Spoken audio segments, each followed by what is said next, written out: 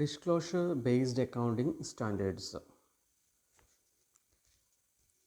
ഇവിടെ ഈ ചാപ്റ്റർ കൊണ്ട് ഉദ്ദേശിക്കുന്നത് ഫിനാൻഷ്യൽ സ്റ്റേറ്റ്മെൻറ്റ്സ് ഡിസ്ക്ലോസ് ചെയ്യുന്ന അക്കൗണ്ടിംഗ് സ്റ്റാൻഡേർഡ്സ് ആണ് നമ്മളിവിടെ പഠിക്കാൻ പോകുന്നത് ഈ ചാപ്റ്ററിൽ. അപ്പോൾ അക്കൗണ്ടിംഗ് സ്റ്റാൻഡേർഡ്സ് ഒക്കെ എന്താണെന്ന് നിങ്ങൾ കഴിഞ്ഞ ക്ലാസ്സിൽ കഴിഞ്ഞ വർഷം പഠിച്ചിട്ടുണ്ട്. ഫിനാൻഷ്യൽ മാനേജ്മെൻറ്റിൽ, ഫിനാൻഷ്യൽ അക്കൗണ്ടിങ്ങിലൊക്കെ പഠിച്ചിട്ടുണ്ട്. അപ്പോൾ ഈ ചാപ്റ്ററുമായി ബന്ധപ്പെട്ടിട്ട് 6 അക്കൗണ്ടിംഗ് സ്റ്റാൻഡേർഡ്സുകളാണ് നമുക്ക് പഠിക്കാനുള്ളത്. അപ്പോൾ ഇവിടെ അക്കൗണ്ടിംഗ് സ്റ്റാൻഡേർഡ്സ് എന്ന് പറഞ്ഞാൽ ഉദ്ദേശിക്കുന്നത് എന്താണ്? നമ്മൾ അക്കൗണ്ട്സ് ചെയ്യുമ്പോൾ ഫോളോ ചെയ്യുന്ന പല റൂൾസുകളും പ്രിൻസിപ്പിൾസൊക്കെ ഉണ്ടല്ലോ, അതാണ് അക്കൗണ്ടിംഗ് സ്റ്റാൻഡേർഡ്സ് എന്ന് പറയുന്നത്. ഒരു യൂണിഫോമിറ്റിക്ക് വേണ്ടിയിട്ട് വേൾഡ് വൈഡ് അംഗീകരിച്ചിട്ടുള്ളതാണിത്. അപ്പോൾ നമ്മൾ എന്തൊക്കെയാണോ റൂൾസ് ഫോളോ ചെയ്യുന്നത്, ഇതെല്ലാം എന്തിനെ ബേസ് ചെയ്തുകൊണ്ടുള്ളതാണ്? അക്കൗണ്ടിംഗ് സ്റ്റാൻഡേർഡ്സിനെ ബേസ് ചെയ്തുകൊണ്ടുള്ളതാണ്. അപ്പോൾ ഈ ചാപ്റ്ററിൽ നമുക്ക് പഠിക്കുന്ന 6 അക്കൗണ്ടിംഗ് സ്റ്റാൻഡേർഡ്സ് ഏതെല്ലാമാണ്? ഏണിംഗ് പെർ ഷെയർ, ഷോർട്ടായിട്ട് EPS എന്ന് പറയാം അതിനെ. അതിൽ ബേസിക് EPS ഉണ്ട്, ഡയല്യൂട്ടഡ് EPS ഉണ്ട്.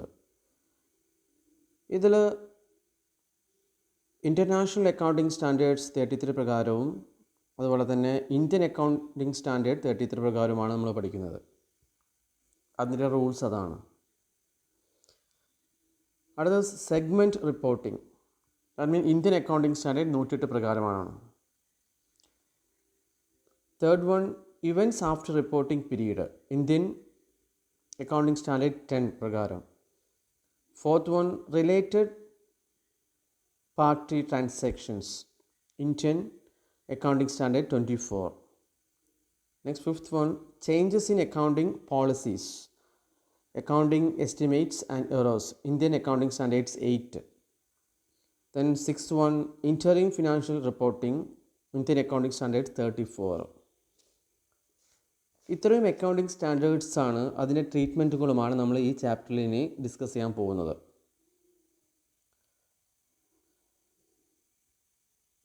അതിൽ ഒന്നാമതായിട്ട് നമുക്ക് പഠിക്കാനുള്ളത്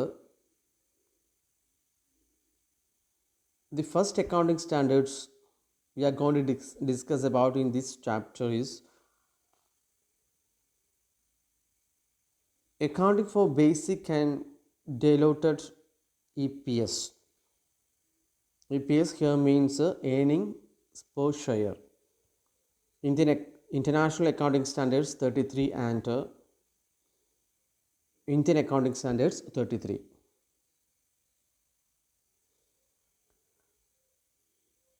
പ്രധാനമായിട്ടും ഇതിൻ്റെ ഒബ്ജക്റ്റീവ്സ് എന്താണ്? ഓരോ സ്റ്റാൻഡേർഡ്സിൻ്റെയും ഒബ്ജക്റ്റീവ്സ് നമുക്ക് പഠിക്കണം. എന്തുകൊണ്ടാണ് EPS ഫിനാൻഷ്യൽ സ്റ്റേറ്റ്മെൻറ്റിൽ നിർബന്ധമാവുന്നത്?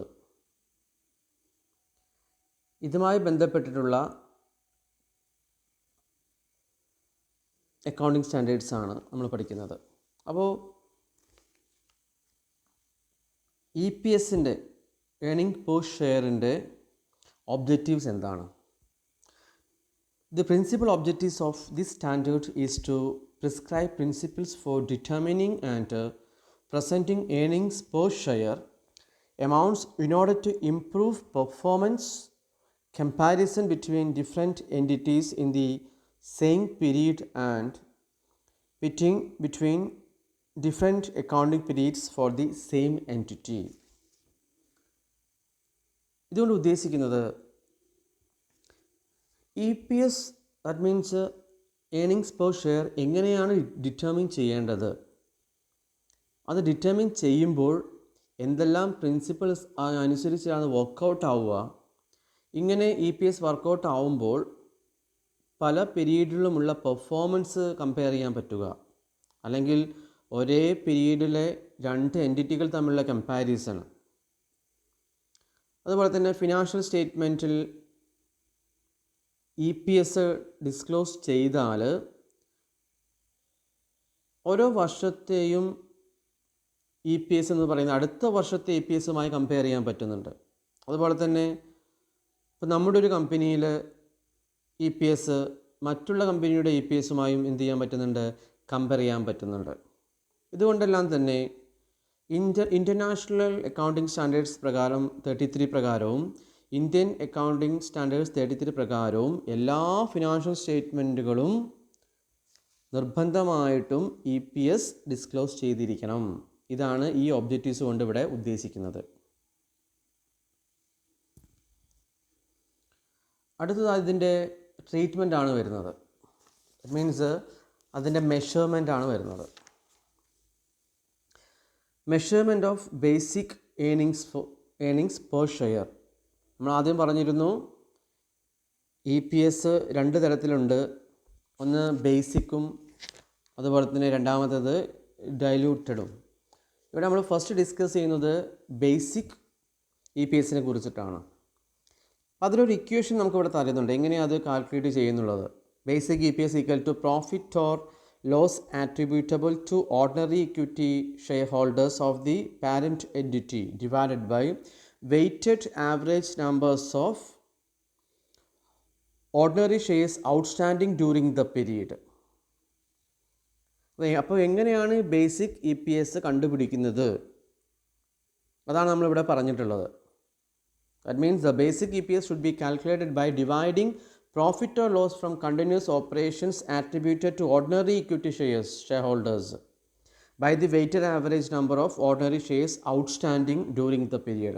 അപ്പോൾ പ്രോഫിറ്റും ലോസും നമ്മൾ ന്യൂമറേറ്ററിലാണെങ്കിൽ ഡിനോമിനേറ്ററായിട്ട് weighted average number of ordinary shares outstanding ആണ്. അപ്പോൾ പ്രോഫിറ്റ് ലോസും കിട്ടിയ ശേഷം അതിനെ എന്ത് ചെയ്തിരിക്കണം, weighted average number of shares outstanding കൊണ്ട് ഡിവൈഡ് ചെയ്തിരിക്കണം. അപ്പോഴാണ് എന്ത് കിട്ടുന്നത്, ബേസിക് ഇ പി എസ് കിട്ടുന്നത്. അപ്പോൾ അതിൽ സ്റ്റെപ്സ് ഇവിടെ പ്രത്യേകിച്ച് പറയുന്നുണ്ട്.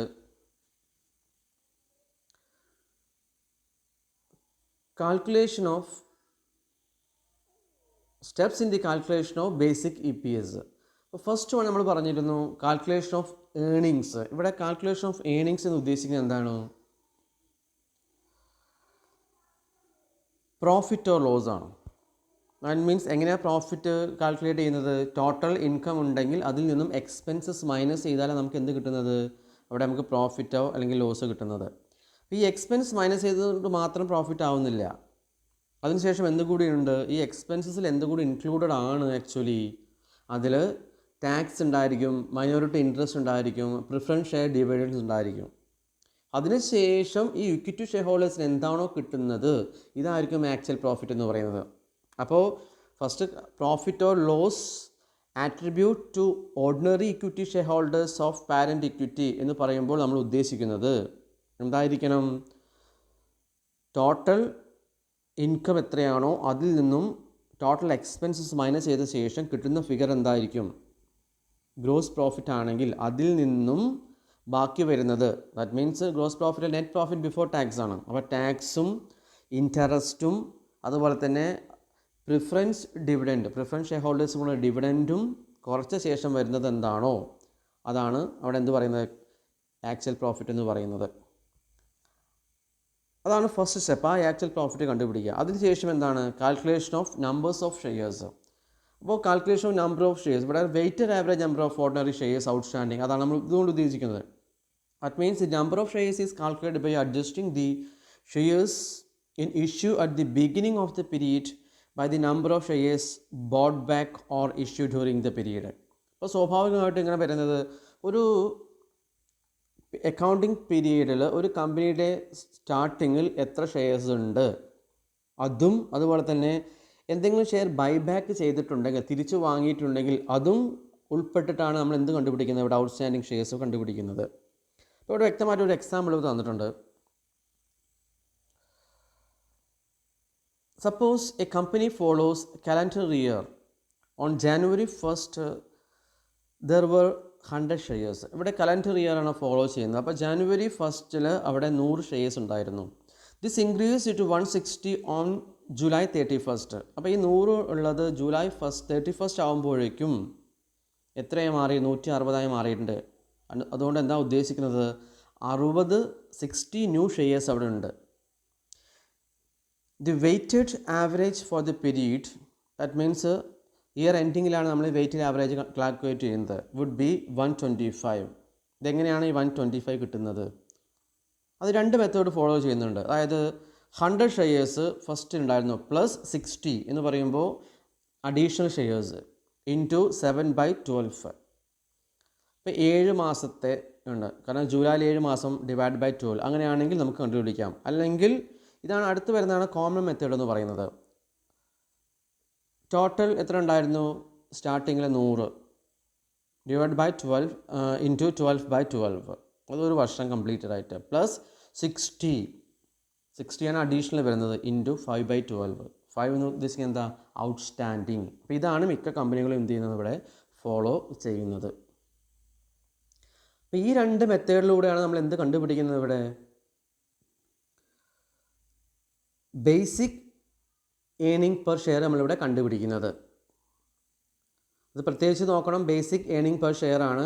ഏണിംഗ് പെർ ഷെയർ രണ്ട് തരത്തിലുണ്ടെന്ന് നമ്മൾ പറഞ്ഞു. ഡൈലൂട്ടഡ് ഉണ്ട്, അതുപോലെ തന്നെ ബേസിക് ഉണ്ട്. ഇത് basic earning per share. That means basic earning per share equal to profit or loss attributable to ordinary equity shareholders of the parent entity divided by weighted average number of ordinary shares outstanding during the period.